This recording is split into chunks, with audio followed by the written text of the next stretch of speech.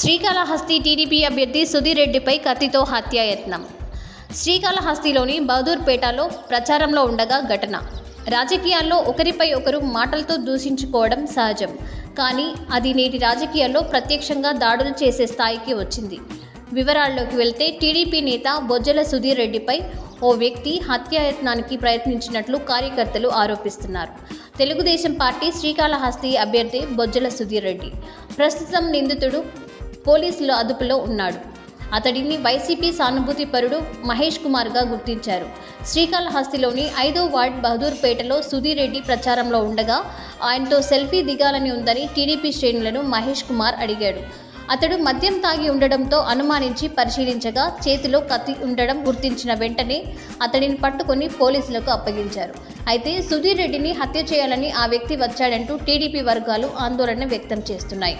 Case నమోదు చేసుకున్న పోలీసులు దర్యాప్తు చేస్తున్నారు. నిందితుడు మాత్రం బహదూర్పేటలోని జాతరకు వచ్చానని చెబుతున్నాడు.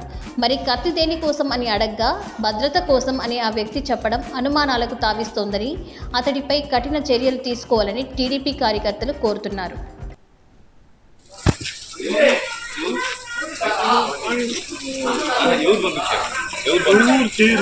ఎవరు పంపించారు?